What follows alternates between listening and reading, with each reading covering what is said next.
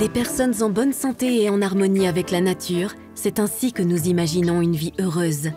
En réalité, une partie non négligeable de la population mondiale souffre de malnutrition ou souffre de faim. On souffre de faim lorsque le corps n'a pas assez d'énergie. On parle alors aussi d'un déficit calorique chronique. En raison du manque de variété et de la mauvaise qualité des aliments, l'organisme manque de protéines ainsi que de vitamines et de minéraux essentiels lorsque l'on souffre de malnutrition, bien qu'ils soient suffisamment fournis en calories. Quoique plus difficile à détecter, la malnutrition n'en est pas moins dangereuse que la faim. Elle peut entraîner des maladies et des troubles du développement. Les femmes enceintes et les enfants sont les plus touchés. Ils ont besoin d'une quantité particulièrement importante de nutriments. Une alimentation et des pratiques d'hygiène incorrectes augmentent de plus la faim et la malnutrition. Ce ne sont pas seulement des personnes individuelles qui sont touchées, mais des régions entières. En particulier les zones rurales éloignées qui bénéficient très peu des structures de l'État. D'autres facteurs aggravent également la situation.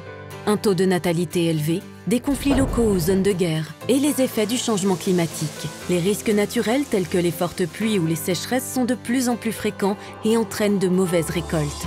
Tous ces facteurs affaiblissent considérablement la sécurité alimentaire des ménages. Nous voulons atténuer les effets de ces facteurs et nous nous efforçons de faire en sorte qu'une quantité de nourriture suffisante soit accessible toute l'année, ainsi que de renforcer la résilience des personnes touchées. En 2015, les pays de l'ONU se sont mis d'accord sur les 17 objectifs de développement durable, ODD en abrégé. Grâce à un engagement commun, les inégalités doivent être durablement combattues et le changement climatique atténué d'ici 2030. La faim et la malnutrition font partie des principaux défis des ODD. Ce n'est qu'en les surmontant que l'on pourra atteindre beaucoup d'autres des objectifs. Faim zéro. L'ODD 2 vise donc à éliminer la faim, à améliorer la nutrition, à garantir l'accès à la nourriture ainsi que sa disponibilité et à promouvoir une agriculture durable. Aucun acteur n'est en mesure d'atteindre la faim zéro tout seul. Les gouvernements, la société civile, la science et le secteur privé doivent travailler ensemble, investir et innover pour créer des solutions durables. Le mouvement pour le renforcement de la nutrition, Scaling Up Nutrition, par exemple, reprend cette approche. Les différentes parties prenantes sont réunies au niveau national et international en réseau. Les États du G7 se sont fixés pour objectif de libérer 500 millions de personnes de la faim d'ici 2030. L'Allemagne a lancé l'initiative spéciale « Un seul monde sans faim » pour atteindre cet objectif. Dans le cadre de cette initiative, le programme mondial Sécurité alimentaire et renforcement de la résilience se concentre sur les femmes en âge de procréer et les enfants jusqu'à 2 ans dans les zones rurales d'Afrique et d'Asie. Cette partie de la population souffre particulièrement des conséquences de la faim et de la malnutrition.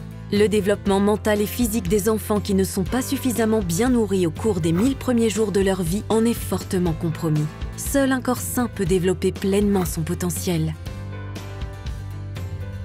Une bonne alimentation dépend de nombreux facteurs.